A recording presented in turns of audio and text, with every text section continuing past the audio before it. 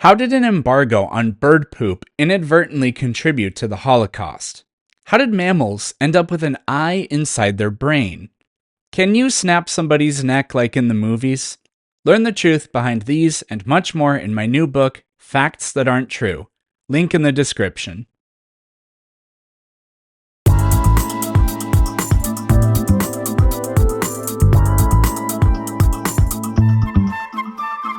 You know, it's an interesting thing to wonder, when do your religious beliefs simply make you a terrorist, a hate group?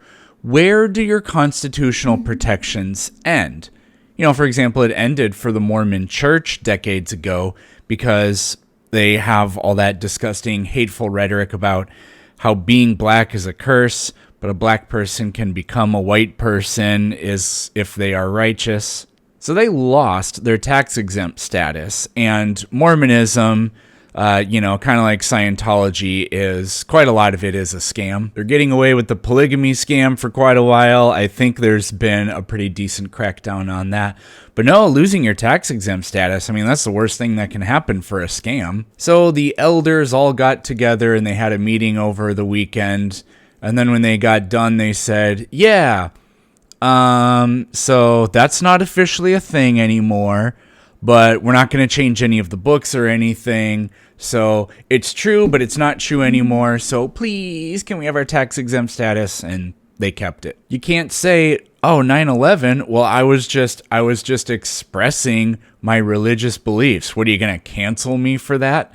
No, it doesn't work that way. There are plenty of other disgusting groups like the Nation of Islam, the Westboro Baptist Church. Here, listen to this. When they do this, you execute them. Solves the problem. They're gone.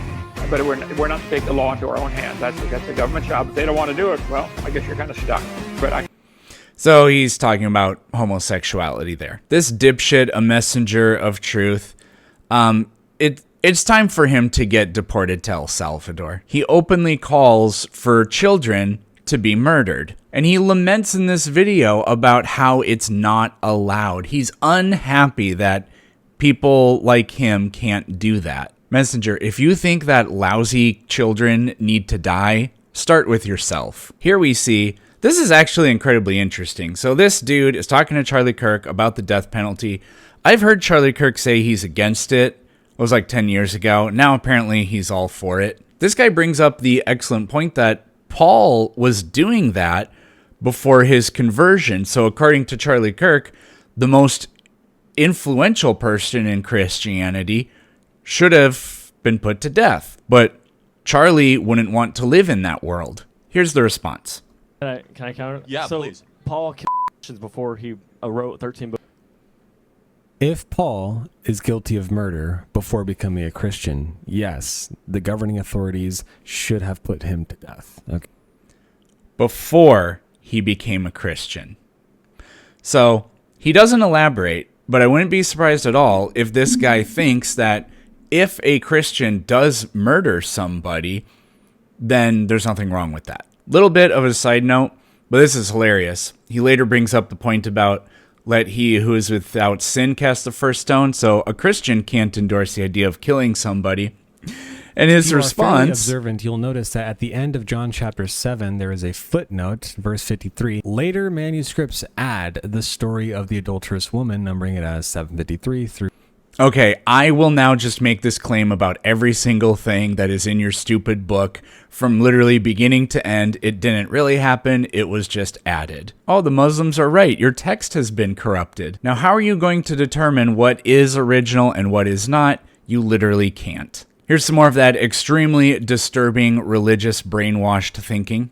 Are in control. God does this, so does every other dictator. Yes, God is the only good dictator, though. Can you tell me what's wrong with a good dictator who always does the right thing and always judges perfectly? Question him? He cannot be questioned. Yeah. Questioning him results in death, right? That's the temptation in the garden. Has God really said? That's the first thing that we should never be doing as Christians, or just as human beings in general. We are not supposed to be questioning our creator. That's the... We're not to question our creator.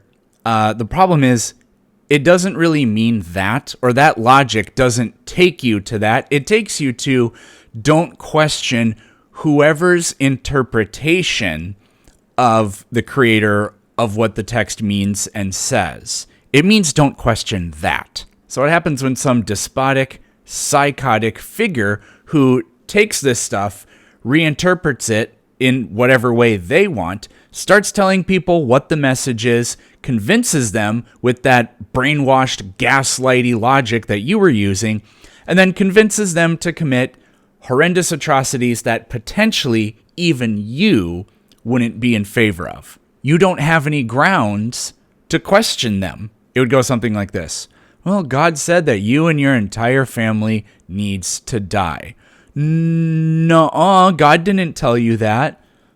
Where do you get your authority from? Because I'm getting my authority from God. So are you now suddenly doubting the word of God? No, I'm doubting your interpretation. Exactly, dumbass. The actual point of this video is, for like the 10th time, he's trying to explain away evolution. And he always begins his videos by saying, I've successfully in the past disproven evolution, but somebody wrote a comment on one of my videos, so now I'm going to respond to it. So he's using affirming the consequent as the most common fallacy. And he has a point. If we take a look at what he has written on the bottom, that doesn't deductively or logically prove evolution, but it is proof of evolution. One of the definitions for proof is evidence or argument establishing or helping to establish a fact or the truth of a statement. It's a fair enough criticism, and we should be careful to say that we have the evidence that would confirm evolution beyond reasonable doubt. There's nothing wrong with saying, I had a hypothesis, I knew what the evidence that confirms the hypothesis would be, I have found billions of pieces of data that confirm it, I've proven it.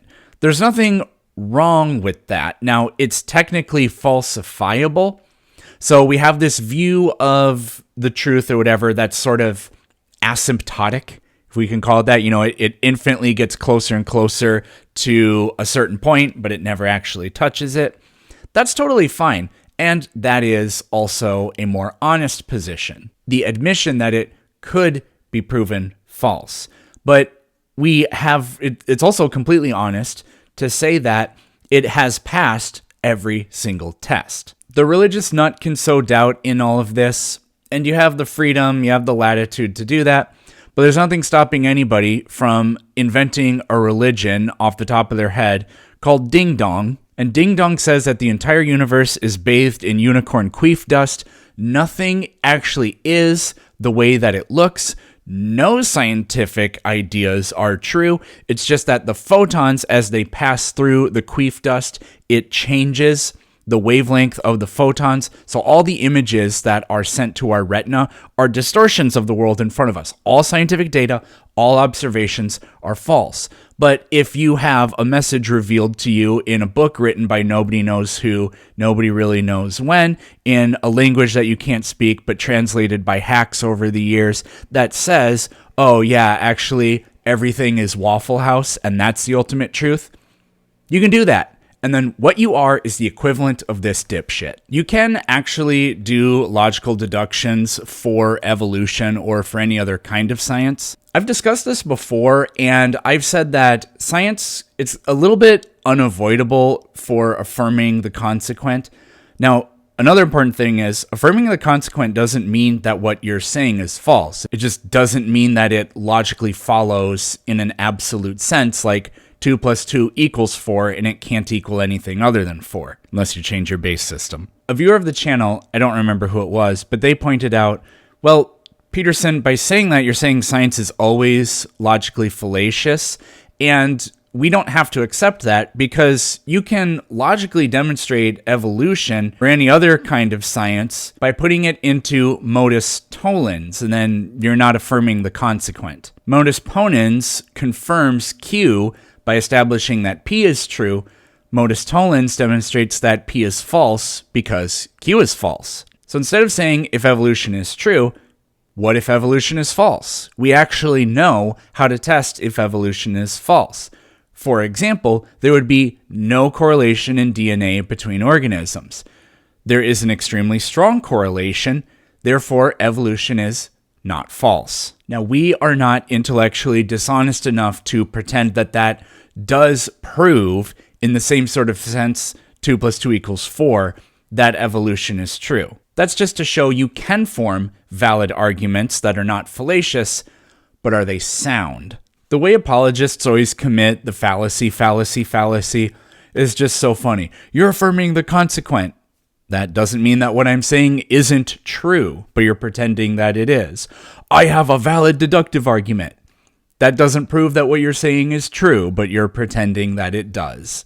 I see this thing over and over and over again. Evolution, we have these theories, we have predictions about genetics and all this stuff. And our theory just keeps working over and over and over again. Therefore, evolution is likely true.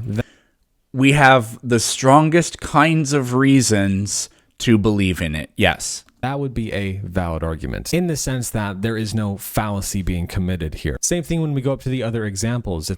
Okay, I mean, he's kind of sort of getting it, but then he proceeds to not get it. Why is it that we are assuming that all of the DNA in all organisms are similar because we have only observed so many organisms? Sure, let's say we have observed 1 billion organisms. Ants, cats, dogs, humans, giraffes. Why is it that we are assuming that the rest of giraffes have similar DNA as the other giraffes that we have observed? We haven't observed the DNA of those other giraffes. Why do we assume that when we're analyzing all the evidence here, the DNA of a giraffe, for example, that the DNA of that giraffe is going to be like the DNA of another giraffe, even though we haven't observed the DNA of that other giraffe? Now, this is the type of question that you would want to ask an atheist. They actually can't answer this question. This is No, yeah, we absolutely can answer that question. known as the problem of induction. Inductive reasoning is when we make general... Oh, this idiot. Man, if his channel is rage bait, he's doing it so well. That is not the problem of induction at all. So a little bit ago, he said, we can't know it. No, you can. Induction, what it does is it increases the likelihood of things. So we absolutely can claim that we would expect it. Listen again to the way he puts it. Why do we assume that when we're analyzing all the evidence here, the DNA of a giraffe, for example, that the DNA of that giraffe is going to be like the DNA of another giraffe, even though we haven't observed the DNA? Why do we assume it?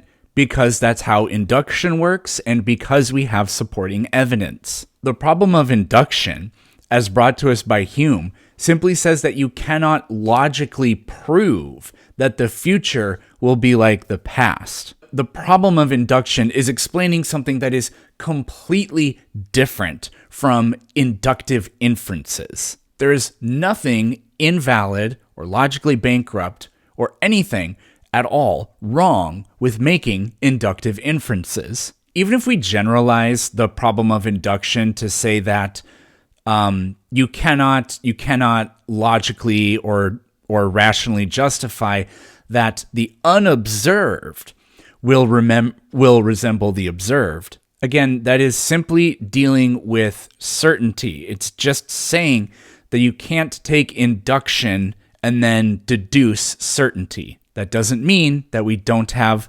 confidence about what giraffe DNA we're going to see in the future. Now, this is obviously a problem in his worldview too.